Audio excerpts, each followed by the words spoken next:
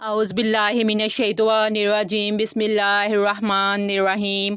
अस्सलाम वालेकुम। मेरे चैनल का नाम कुरान खुशहाली का सबब है। हम सूरह बकरा के तर्जुमा तफसीर को बयान कर रहे हैं। आज भी पारा नंबर 2 है, आयत नंबर 248 के तर्जुमे तफसीर को बयान करेंगे। जैसा कि अल्लाह पाक इसमें बयान फरमाता है और फरमाया उनसे हज़रत बनी इसराइल से उनके नबी ने कि तलूत की बादशाही की ये निशानी है अल्लाह की तरफ से कि वो आएगा तुम्हारे पास संदूक, इसमें तुम्हारे लिए तसल्ली का सामान है तुम्हारे रब की तरफ से, और बकिया चीज़ें जो छोड़ गए आले मूसा, हज़रत मूसा अलैहिस्सलाम की औलाद आले हारून, हज़रत हारून अलैहिस्सलाम की औलाद उठाए हुए होंगे फ़रिश्ते इस संदूक को। बेशक इसमें निशानी है तुम्हारे लिए, बहुत बड़ी निशानी है अगर हो तुम ईमानदार।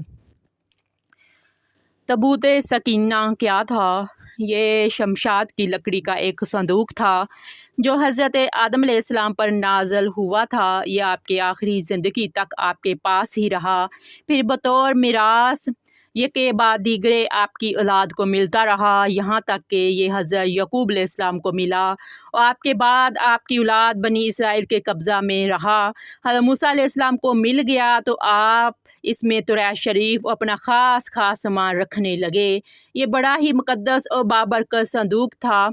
बनी इसराइल जब कुफार से जहाद करते थे, इनके लश्करों की कसरत, इनकी शौकत देखकर सहम जाते, इनके सीनों में दिल धड़कने लगते, तो इस संदूक को अपने आगे रख लेते थे। तो इस संदूक से ऐसी रहमतों और बरकतों का ज़हूर होता था कि मुजाहिदीन के दिलों में सुकून इत्मीनान का सामान पैदा हो जाता था और मुजाहिदीन के सीनों में लरजते हुए दिल पत्थर की चट्टानों से ज़्यादा मजबूत हो जाते थे। और जिस कदर संदूक आगे बढ़ता था, आसमान से नसरुन मिनल्लाहि व फतहुन करीबुन की बशारत उज़्मा नाज़ल हुआ करती और फ़तह मबीन हासिल हो जाया करती थी।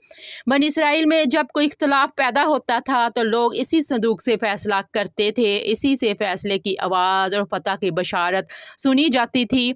बनी इसराइल इस संदूक को अपने आगे रख कर और इसको वसीला बनाकर दुआएं मांगते थे तो इनकी दुआएं मकबूल होती थी और बलाओं की मुसीबतों और वबाओं की आफतें टल जाया करती थी।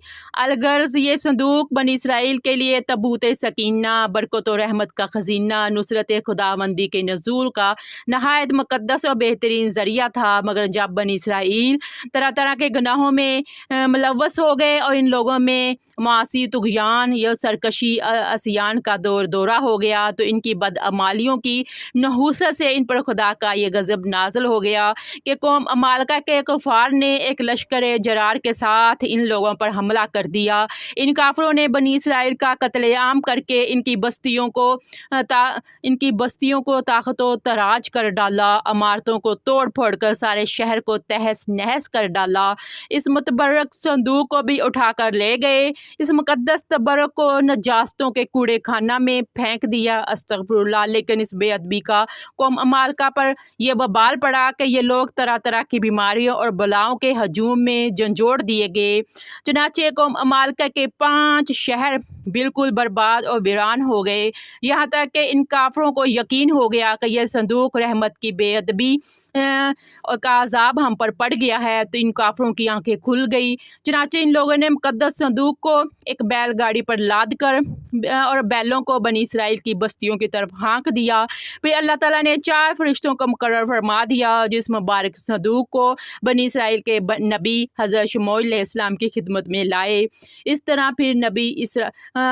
फिर बनी इसराइल की खोई हुई नेमत दोबारा इनको मिल गई और यह संदूक ठीक इस वक्त हज़रत शमूएल अलैहिस्सलाम के पास पहुंचा जब हज़रत शमूएल अलैहिस्सलाम ने तलूत को बादशाह बना दिया था। बनी इसराइल तलूत की बादशाही तस्लीम करने पर तैयार नहीं थे और यही शर्त ठहरी कि मुकद्दस संदूक आ जाए तो हम तलूत की बादशाही तस्लीम कर लेंगे।